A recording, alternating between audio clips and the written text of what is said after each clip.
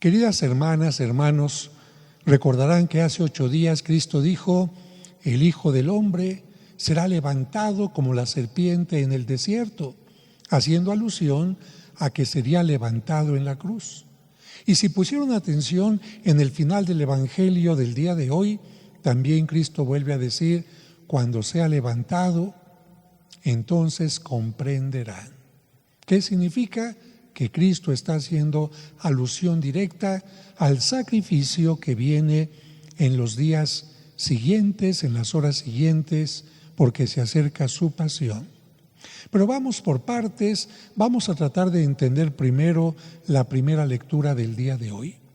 Fíjense que la Sagrada Escritura utiliza en muchas ocasiones la palabra pacto o alianza, palabras que se deben de entender como se entiende ahora la palabra contrato, es decir, un compromiso que se realiza entre dos personas que se debe respetar en todos sus términos. Por ejemplo, entre un patrón o empresa y un trabajador, en el que la empresa se compromete a pagar y darle al trabajador ciertas prestaciones, pero el trabajador se compromete a realizar determinados servicios o labores en determinados tiempos y horarios. Otro ejemplo puede ser un contrato bancario o comercial en el que la persona recibe una cantidad o mercancía, pero se compromete a pagarla en tal o cual manera. Y un último ejemplo de contrato lo encontramos en el matrimonio, en el que ambos cónyuges se comprometen a diversas cosas como la fidelidad y el respeto. Muchos de los contratos deben de ser firmados por ambas partes o personas para que conste, y pueden también exigir la presencia de uno o varios testigos para darles validez y seguridad. En nuestro tiempo, para hacer un contrato, basta una huella digital o la firma en un papel. En el caso de la Biblia, las alianzas, de acuerdo a la costumbre de la gente de aquel tiempo, se debían sellar con sangre de animales sacrificados para tal efecto. Con la sangre de aquellos animales se rociaba a cada una de las partes que hacían el contrato. Si eran 2 personas, a una persona y luego a la otra. Representando al pueblo en la Biblia, se rociaba a todo el pueblo, y representando a Dios, ¿cómo rociar a Dios? A la otra parte de la alianza, pues se hacía un altar con piedras y se rociaba el altar. Cuando ambas partes cumplen con lo estipulado en un contrato, se considera un contrato completo y verdadero. Pero cuando solo uno cumple y el otro no, se considera una traición, un incumplimiento e incluso un delito. Y es cierto que a nadie le gusta cumplir con su parte y que la otra parte no cumpla con la suya, como cuando alguien compra y paga algo concreto y a cambio le dan algo distinto a lo que compró o que no cumple con las características que le dijeron. Ahí, cuando uno cumple y el otro no, hay un incumplimiento de contrato. Y un ejemplo claro de este incumplimiento es la infidelidad que se llega a dar en algunos matrimonios. En estos casos, de nada sirvió que los anillos o argollas, que por cierto se llaman alianzas para recordar el delicado y grave compromiso que se adquirió con ellas, no se haya cumplido. ¿De qué sirve que se hayan puesto esta alianza en el dedo si alguno o los dos involucrados incumplieron con su parte? Se quedó en el puro nombre. Pues bien, la Sagrada Escritura nos presenta varias alianzas. Una de ellas es la que hizo Dios con Abraham, cuando le prometió que si él le era fiel, Dios le daría un hijo, porque su esposa era estéril. ¿Y qué hizo Dios? Lo convirtió en el padre de la fe de una gran multitud. En este caso, Abraham cumplió. Y por supuesto, Dios, que nunca falla a su palabra, cumplió también. Sin embargo, no en todas las alianzas el ser humano cumplió con su parte. El caso más conocido es el de la alianza hecha con el pueblo a través de Moisés. ¿Se acuerdan? Dios liberó al pueblo de Egipto y en el monte Sinaí se hizo un pacto. Le entregó primero a Moisés las tablas de la ley y Dios se comprometió a guiar, cuidar y proteger al pueblo a cambio de que el pueblo fuera fiel a sus preceptos. Así lo dice el capítulo 24 del Éxodo. Lo voy a leer. Escribió Moisés todas las palabras de Yahvé y levantándose temprano por la mañana, construyó al pie de la montaña un altar con 12 piedras por las 12 tribus de Israel. Sobre él se inmolaron toros en sacrificio, víctimas pacíficas a Yahvé. Moisés entonces tomó el libro de la alianza y se lo leyó al pueblo, que respondió: todo cuanto dice Yahvé lo cumpliremos y obedeceremos. El pueblo está comprometiéndose a algo y viene después la firma. Tomó después la sangre y la esparció sobre el pueblo, diciendo: esta es la sangre de la alianza que hace con ustedes Yahvé sobre todos estos preceptos. A partir de ese momento, de esa alianza, Dios siempre acompañó y cuidó de su pueblo a lo largo del desierto y hasta su llegada a la tierra prometida. Pero cuando el pueblo sintió que ya tenía lo que quería, libertad y tierra, comenzó a olvidarse de Dios y a romper la alianza.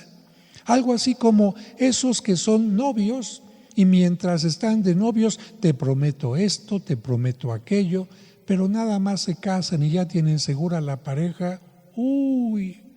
Pues precisamente eso pasa con el pueblo.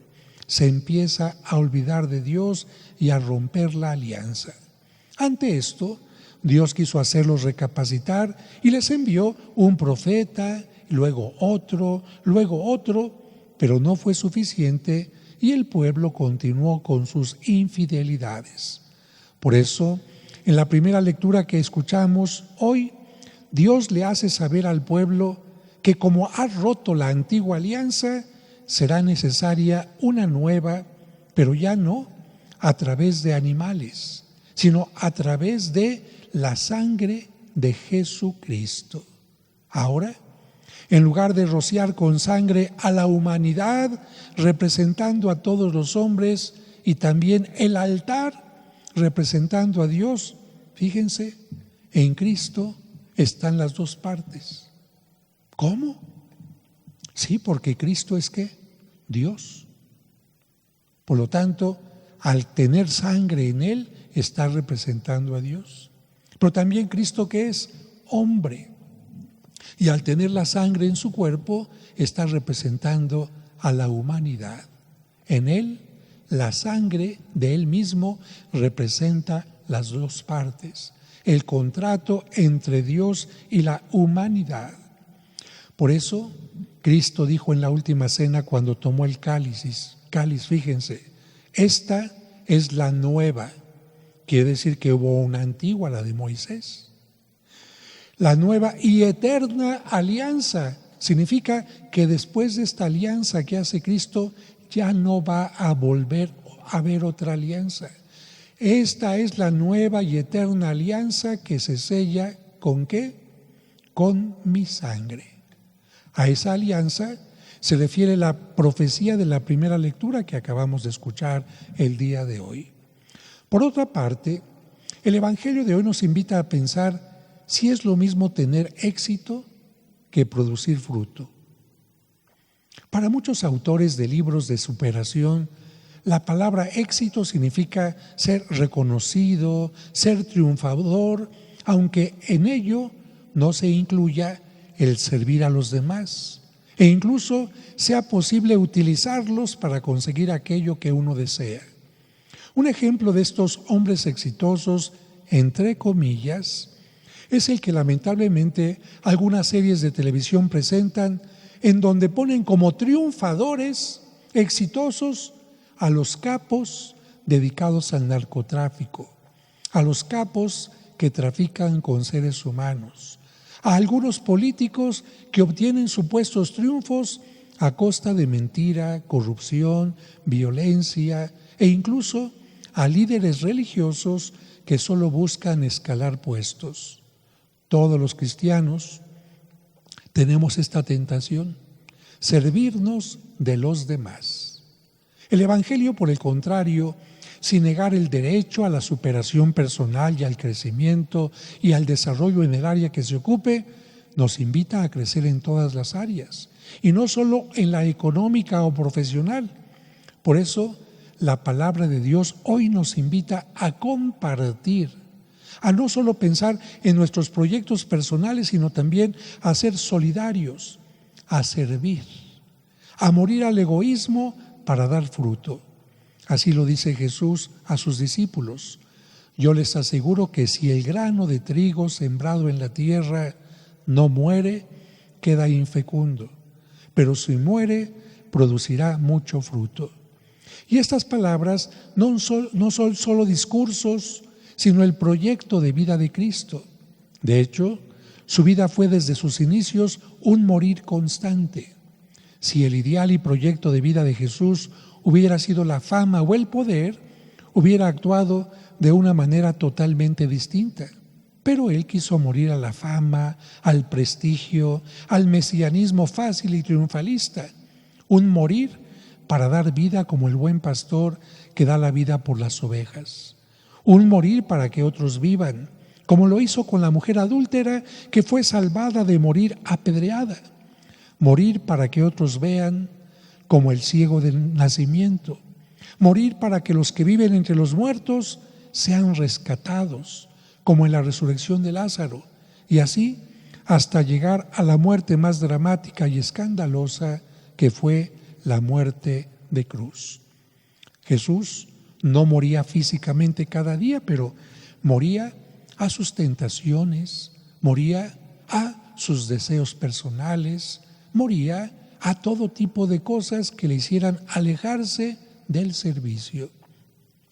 Jesús está consciente de que su misión conlleva persecución, rechazo, sufrimiento, muerte, y esto lo asume no como alguien indiferente al dolor, no como no duele, no, lo acepta, como un hombre verdadero que sufre, padece e incluso tiene miedo.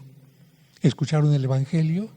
Ahora que tengo miedo, le voy a decir a mi Padre, Padre, líbrame de esto. No. A veces tenemos miedo cuando tenemos que afrontar algo importante, pero Jesús dice, si tengo que realizar algo, voy a vencer el miedo.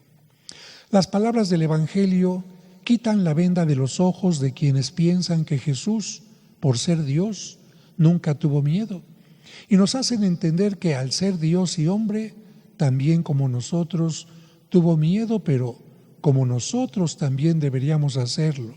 Aceptando la voluntad de Dios, es capaz de superar el miedo y ofrecer a Dios los padecimientos que le van a sobrevenir. Así lo reconoce Jesús ante sus apóstoles Andrés y Felipe. Ahora que tengo miedo, ¿le voy a decir a mi Padre, Padre, líbrame de esta hora? No, pues precisamente para esta hora he venido, para dar testimonio de que el miedo no puede paralizarnos. Para el Evangelio de Juan, finalmente, la glorificación de Jesús no se da en el momento de la resurrección, sino en el momento de la cruz, cuando es levantado de la tierra. Ahí, clavado en la cruz, Jesús entrega su espíritu. Jesús es esa semilla que muere para dar fruto. En estos días somos testigos de cómo en algunas partes del mundo, donde los cristianos son perseguidos y amenazados de muerte, hacen su miedo a un lado y le ofrecen a Dios su convicción de fe unida a sus sufrimientos. También hemos visto cómo, a pesar de los peligros, de los contagios, siguiendo el ejemplo del buen pastor, médicos, enfermeras y enfermeros nos dan testimonio de entrega y nos enseñan a repetir las palabras de Cristo. El Evangelio de este domingo nos invita a no tener miedo a las ofensas o críticas de los demás por seguir los valores del Evangelio, a no tener miedo a la muerte, a lanzarnos como Jesús, a entregar la vida por los otros, comenzando por nuestra propia familia, a preocuparnos no por tener solo éxito y ser reconocidos como muchos buscan, sino sobre todo en dar frutos de amor, justicia y fraternidad. Y termino diciendo que si alguno de ustedes no siguió la conferencia que hubo aquí en esta parroquia en los días pasados, donde un sacerdote vino a contarnos cómo un grupo de manifestantes contra la fe llegaron, destruyeron las imágenes de su iglesia y le quemaron completa la iglesia. Y cómo otro sacerdote de nuestro país, de Guerrero, habla de cómo mucha gente quiere acabar con la fe en aquel lugar donde se encuentra, y él, aunque ha estado amenazado de muerte, sigue predicando los valores. Y otro sacerdote que también vino de África a contar un testimonio. Gente que ha tenido que dejar su casa, todas sus pertenencias, para salir huyendo y que no los maten. ¿Y por qué los están persiguiendo en algunos lugares de Asia, de Europa? Porque son cristianos. Y muchos de nosotros no seríamos capaces ni siquiera de hablar de Cristo por miedo al qué dirán. ¿Cómo que eres católico? ¿Cómo que crees en esas cosas? Pidamos que el Señor nos ayude de verdad a ser testigos de Cristo.